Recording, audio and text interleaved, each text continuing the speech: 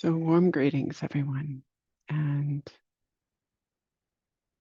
today we're going to do the second day on a series this week that picks up on the introduction to mindfulness Gil has been doing, and its different elements of mindfulness. As we talked about in my talk yesterday, in the Q&A actually afterwards, we're going to be speaking about another layer of response or reaction on top of Vedana, and that is the wanting or the not wanting. So, with that very brief introduction and a warm good morning, greetings back to everyone, I invite you to settle into a meditation posture, something that exemplifies alertness and relaxation.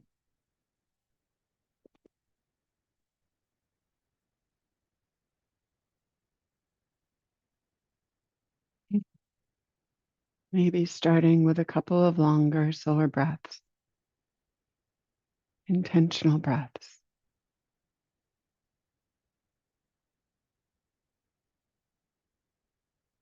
And allowing yourself to soften, relax on the exhale.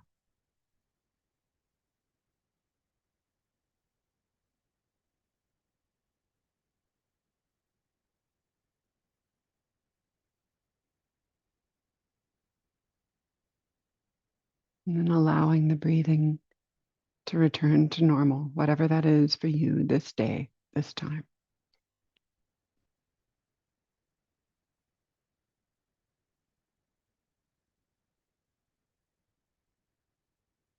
And again, scanning through your body. Just a gentle good morning or good day or good evening scan. Noticing any places of tension or relaxation, pleasant or unpleasant.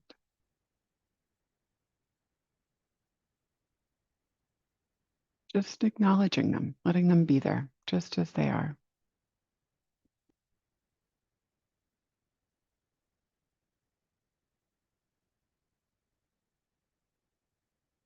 And then setting the intention to have mindful awareness, mindfulness at the forefront of attention for these moments of meditation.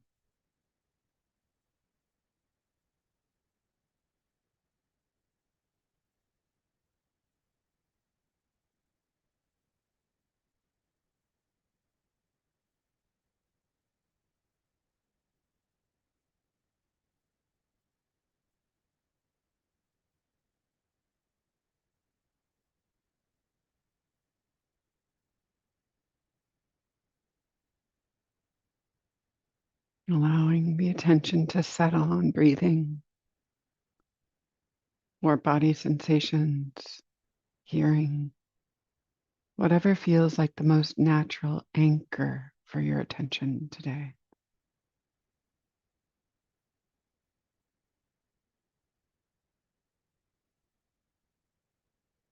Resting, dedicating the attention to the embodied experience of the moment.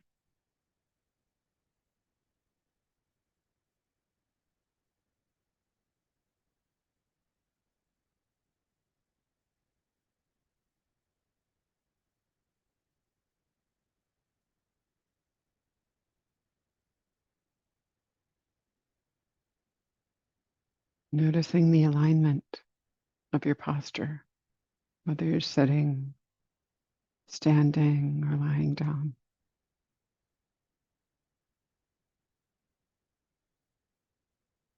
And encouraging your body to be balanced.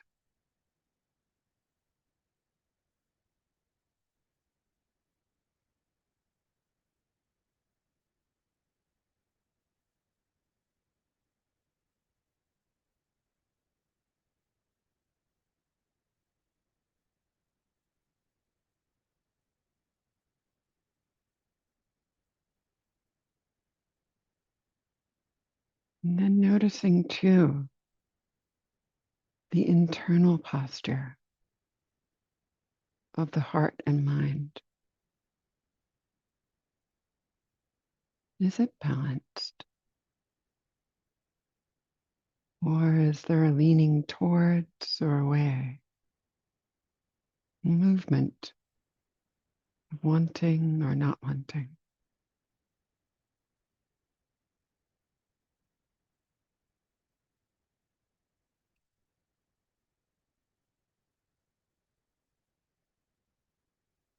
And from time to time throughout this meditation,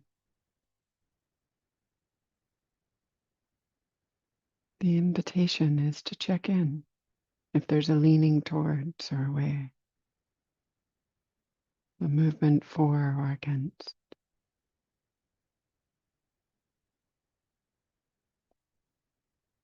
And for now, settling,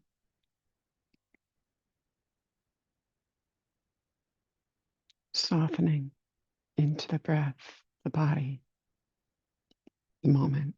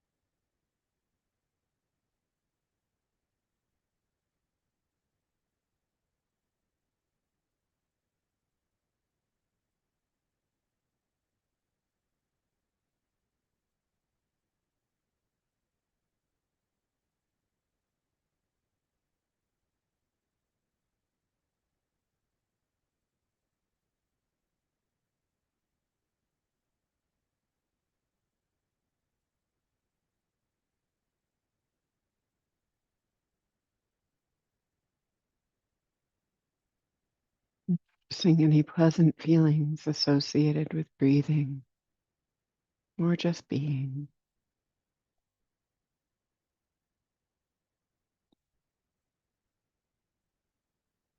Noticing any unpleasant sensations.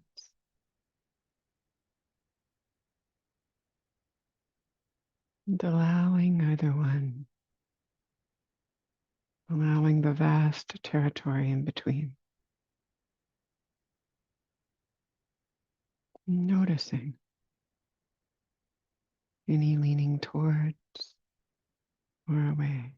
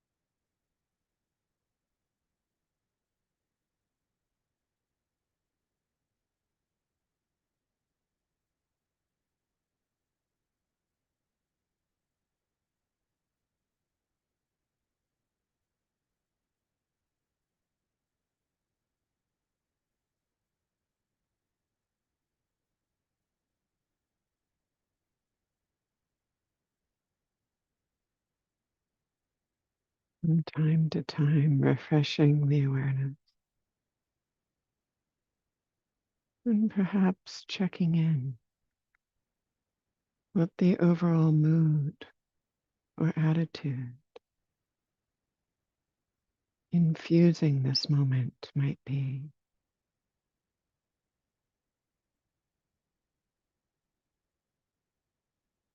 Allowing what is in mindfulness.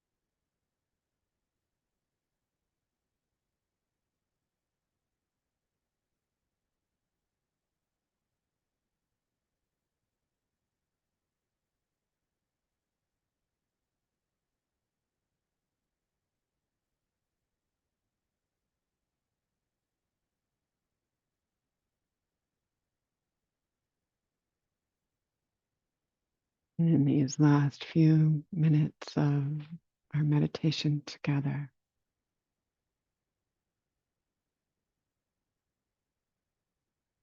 opening the heart and the mind to the fullness of whatever is here, everything that wants to flow through.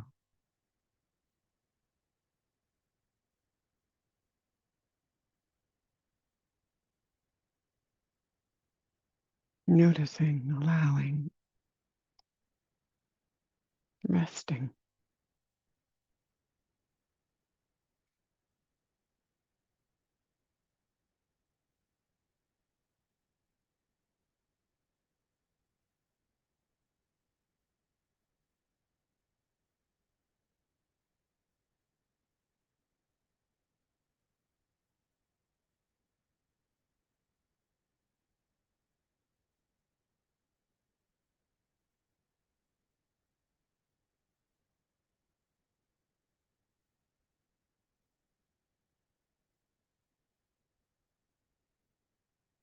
And casting your mind back on these moments of meditation together, gathering up any goodness, mindful awareness, patience, ease, and savoring that, any good qualities.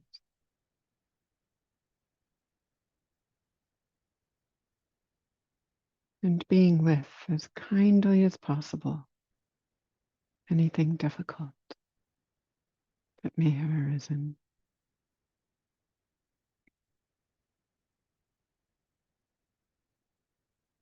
And with that kindness, turning your internal gaze outward to the others in your life.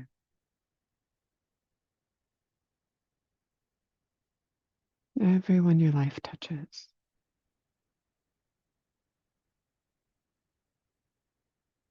May others be safe,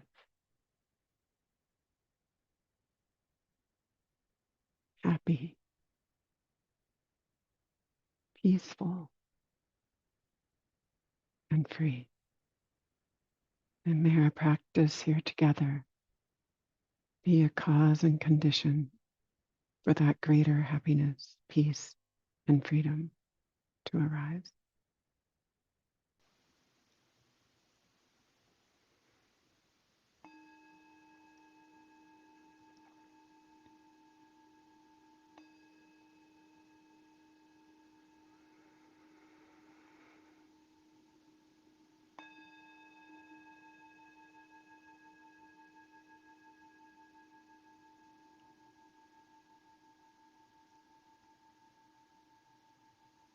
Thank you for your practice.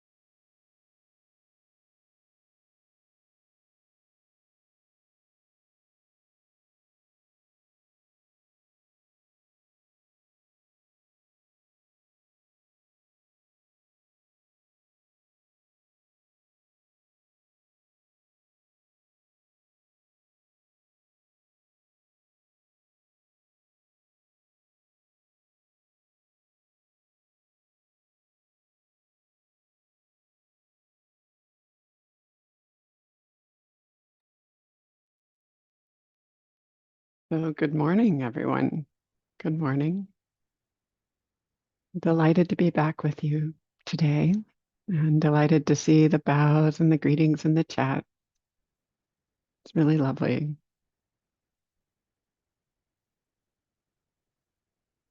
Special welcome to those of you who slipped in a little bit late, and happy you could join us.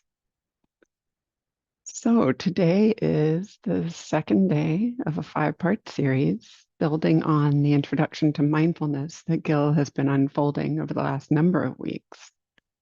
And these are other skills, capacities, elements of mindfulness that are really helpful to bring to the practice. So today is building on yesterday. Yesterday was a mindfulness of the very basic attribution of feeling tone, or Vedana, pleasant, unpleasant, neutral, that happens in practice and in life. It's really basic. Today is kind of the next layer our minds tend to add onto that experience, which is a wanting or a not wanting, a leaning towards or away, a grasping or a pushing away. This is known as attitude of mind or mind state generally. And this wanting or not wanting can otherwise be known as greed or aversion. Greed or aversion. And it can range from the mildest wish to extraordinary desire, or the mildest, tiniest pulse of irritation, all the way up through hostility and hatred. So there's quite a range here. But mostly I'm going to talk about it as wanting or not wanting. These attitudes of mind can really distort experience. Like, for example, desire can be like those rose-tinted glasses. Everything looks beautiful. Everything looks nice, desirable. Or a dyed bowl of water is the ancient kind of simile in the Buddhist discourses. Whatever that water reflects takes on the cast of the dye. So it influences, it tints everything.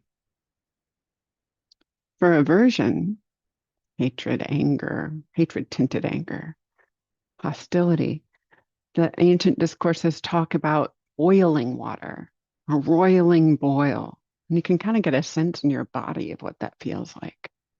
Another dramatic simile that's used is that hatred or hostility is like picking up a hot coal to throw at someone else. Well, who gets hurt first? Right? So this kind of reactivity can be very obvious and like a pulse, like I'm describing with the hot coal, or it can be pervasive and kind of hidden or unconscious. It can be very strong or extraordinarily subtle. In any case, it tends to be instinctive. Thoughts can build on it. All by itself, these attitudes, emotional reactivity that I'm talking about aren't the sort of movement of emotion that Gil was talking about last week, but more default moods, atmospheres, ways of being that can shape the very way we take in experience. When pervasive, unconscious attitudes are there, it's more like the waves under a boat, the soundtrack to a movie, a filter, a tint over the image, the general atmosphere of the sky. And in general, these kinds of attitudes, mind states, can be broadly helpful or unhelpful. Today, I'm talking about the unhelpful ones. I will cover helpful ones more tomorrow, but unhelpful ones within the context of mindfulness meditation can be kind of like an old rippled pane of glass or a hall of mirrors. Distorts whatever's seen, and it can feed this recursive process of building more and more thinking or delusion on top of it. It can even distort the process of mindfulness itself, which is not so helpful. So, a simple example here. I used to work at pain clinics for many years teaching meditation, and many practitioners have discovered that being mindful with unseen aversion to, for example, knee pain actually cultivates more aversion and it cultivates more pain, more perception of pain. This is a well-documented phenomenon. Being mindful with the attitude of greed can also increase greed, greed for more experience, greed for more of that pleasure, another state. In either case, sooner or later, often sooner, this kind of wanting, this leaning in or pushing against increases suffering. And it, I mean, part of it is that it's inherent. The greed itself has the function of wanting. It also has the function of narrowing the gaze, of tension, of kind of a leaning outwards that isn't so pleasant in of itself, regardless of how pleasant the object of attention seems. Aversion has the function of wanting to separate, right, or even destroy strong aversion. And it also has the function of creating more tension, creating more stress. So, what to do? A mindfulness of wanting or not wanting, greed or aversion, inputs something different into the system. So these are subtle here. It's mindfulness with the aversion or greed, or mindfulness of it. And it flips it from being a distortion filter to something that's seen. And this, just like noticing feeling tone, offers space. It offers a choice. A choice. It's possible when approaching these kinds of states, greed, aversion, wanting, not wanting, as objects of meditation, we can notice them as events, as processes in the mind and heart, which rather than allowing them to have authority or masquerade as truth or reality, then they're seen. They're no longer in control. And that's good news. It's the difference between meditating with a default state or an attitude versus noticing. And the noticing can come with a bit of clarity, mindfulness, and perhaps even a bit of kindness or equanimity. And this is kind of the magic of mindful awareness. It transforms what's seen. Instead of believing in it, feeding it, pumping it, noticing without spinning out allows greed and aversion to become a basis for wisdom, for self-awareness. They become food for discernment rather than fuel for delusion. So it can be super helpful to cultivate curiosity, interest with these attitudes. And one way of getting interested is to notice cause and effect. Notice the effect on your body, the effect on your mind. With mindfulness, our systems begin to recalibrate towards ease, simplicity, and away from stress or tension. And it's possible to take respite in the presence of mindful awareness itself, to begin to notice whatever attitudes arise with interest, patience, even joy. Over time, this can transform unhelpful attitudes of wanting and not wanting or worse, and cultivate helpful ones, especially a stronger mindfulness, especially a stronger equanimity, compassion, even stronger wisdom. So to recap, these attitudes of wanting or not wanting, greed or aversion, are just a microsecond away, a nanosecond away from pleasant and unpleasant. There is a space in between, and there's also space to incorporate them into mindfulness afterwards. And this itself can help us utilize them as food for wisdom and awakening rather than continuing to be hooked by these states. So that's my little wrap today. And as we did yesterday, rather than talk at you, I want to offer a moment or two for questions in the chat. We have a lag, so I'm going to mute and have a sip of tea and wait for the questions to come in. And thank you very much for your practice. It's a real gift. It's a gift to the world.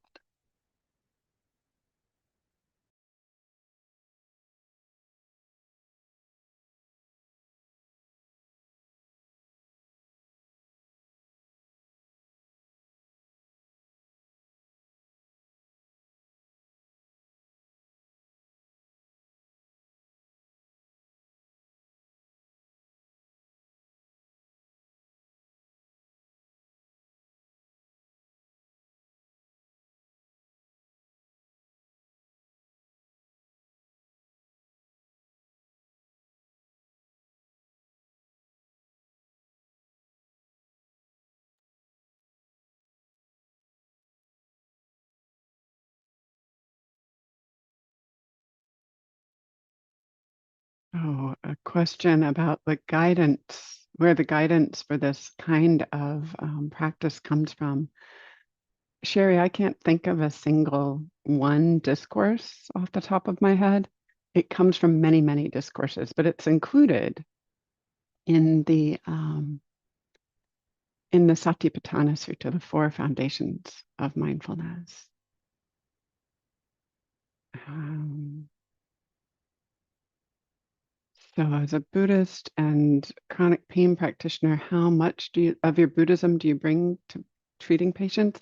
I don't do that work anymore so much, but it is very much about the compassion, the kindness, the acceptance. Okay, and then Andrea, I'm not sure I understand your question. I did give an example of knee pain getting worse. If we're aversive to it, it gets much worse. The alternative is to back away and notice the attitude towards the pain rather than the pain itself. And this principle works with all kinds of things in meditation. If there's an attitude towards something that's making it worse, you can always take a step back and notice your relationship to that emotion, that attitude. That allows for a little bit of space. So it's taking a step back, taking a step back. Okay, I'm having trouble keeping up with all of the chats here. We've got 1 minute left. We'll see what I can do. So,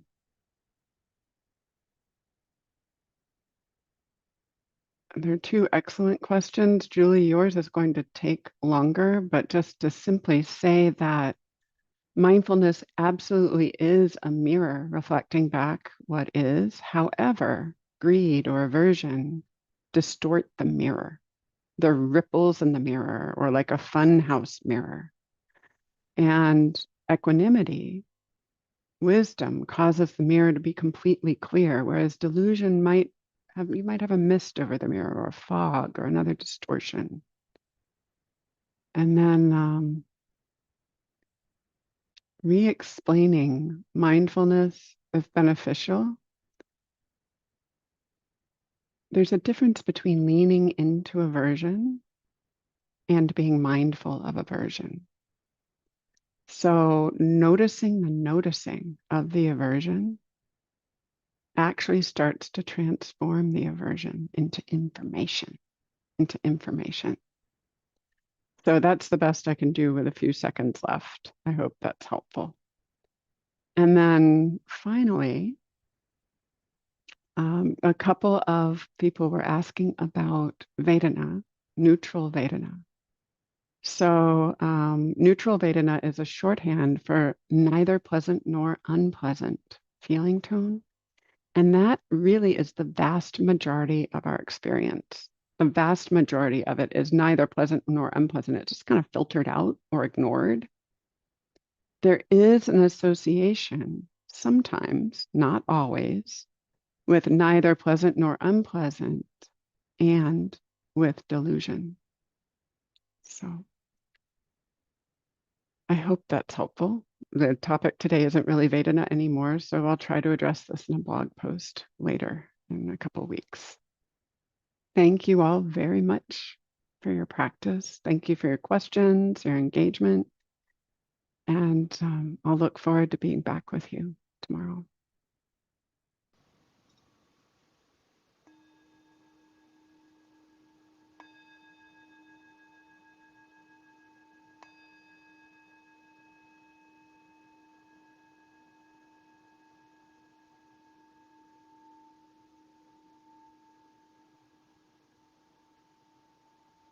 Thank you, everyone.